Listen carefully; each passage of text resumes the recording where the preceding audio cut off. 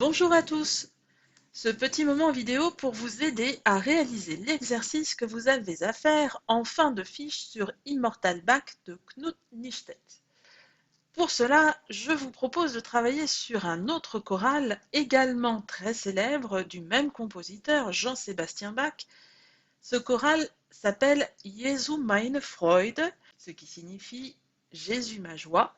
C'est de l'allemand et on se souviendra que Jean-Sébastien Bach était allemand. Dans un premier temps, donc, écoutez bien mes explications et vous pourrez ensuite répondre aux questions sur votre fiche de cours. Tout d'abord, je vous propose d'écouter la première phrase.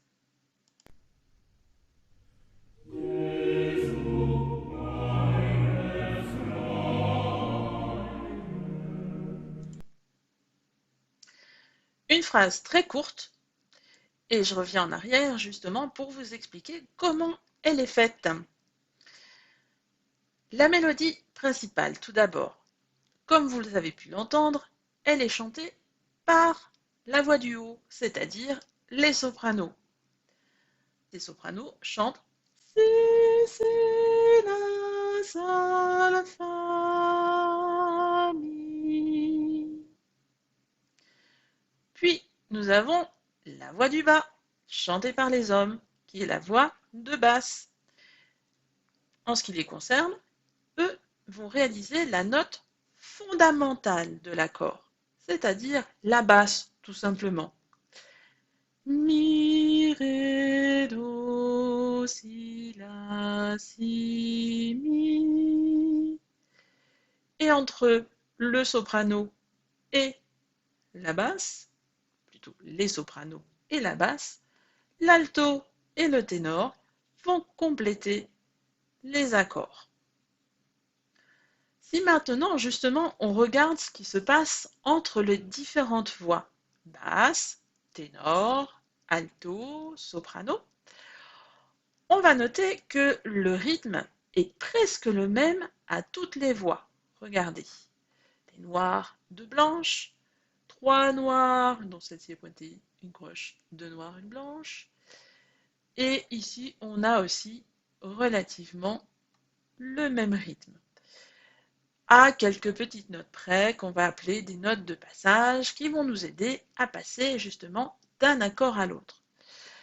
Si donc on regarde de bas vers le haut, on verra qu'à chaque nouvelle note, nous avons un nouvel accord. C'est ce qu'on va appeler une écriture verticale. Voilà. Et même lorsque ici, il semble n'y avoir que trois notes dans l'accord, en fait, je vous rappelle que la blanche se prolonge sur deux temps et que cette note-là fait aussi partie de cet accord-là. Une écriture donc verticale à laquelle s'ajoute une note par syllabe, c'est-à-dire qu'à chaque syllabe du texte va correspondre une note différente. Cela veut donc dire que le texte est traité de façon syllabique. Encore un autre terme qu'il faut retenir. Enfin, cette phrase très courte de deux mesures va s'achever sur un accord en blanche, ce qui va permettre de faire une sorte de pause, puisque la blanche dure deux temps, contrairement à ce qui a précédé où on avait plutôt une note tous les temps. Cette pause va permettre au chœur de reprendre son souffle avant d'enchaîner la phrase suivante. Et cette pause pourra parfois être amplifiée par un autre signe qu'on appelle un point d'orgue, qui est un petit point avec un petit arc de cercle par-dessus. C'est ce qu'on appelle donc le point d'orgue. Donc si je résume ce que je viens de vous expliquer, le soprano, plutôt les sopranos, font la mélodie principale, la basse ou les basses font les notes fondamentales de l'accord, la basse de l'accord, l'alto ou les altos et les ténors complètent l'accord pour réaliser une écriture verticale. Très bien. Le tout va donner quelque chose de très simple voix par voix, de manière à bien comprendre le texte. Je vous ai dit que ce texte était traité de façon syllabique, une syllabe par note. Petite définition, je rappelle que le choral est un genre musical sacré, donc qui sert à prier, qui est écrit pour un chœur, un ensemble de chanteurs. Et ça correspond au chœur des fidèles, donc des personnes qui viennent prier. Ce choral est utilisé dans le cadre des offices religieux de la religion protestante luthérienne. Cette religion est la partie allemande du protestantisme et le protestantisme est né au XVIe siècle, période de la Renaissance. Et c'est pour cela aussi, comme il s'agit de la partie allemande du protestantisme, que les prières exprimées dans les chorales sont en langue allemande. Enfin, souvenez-vous que Jean-Sébastien Bach a écrit toute sa musique religieuse au service de cette religion. Voilà, vous savez déjà beaucoup de choses et vous avez la totalité des mots de vocabulaire qu'il vous faut pour réaliser l'exercice. Avant de vous laisser, je vous propose de réécouter une dernière fois cette première phrase, puis d'enchaîner les autres pour que vous compreniez bien le principe du choral. Donc, première phrase.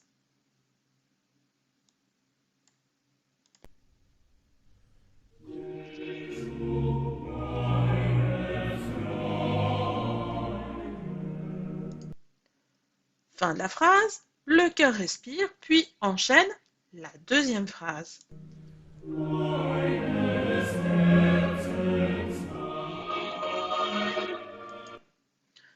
Vous voyez que là, on a également fait une pause sur une blanche, assez courte, mais ça permet au chœur de respirer. Puis, enfin, la dernière phrase.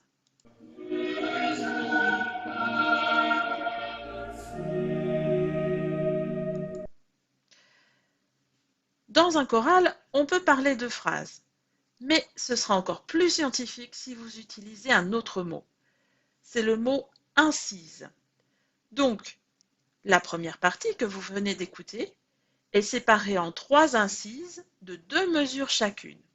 Et comme tout bon choral, on trouve à la fin de cette première partie, ici, une reprise qui va nous ramener au début, comme on va l'entendre, avec un nouveau texte.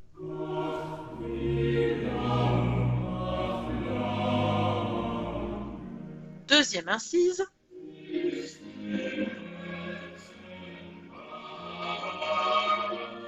Troisième incise.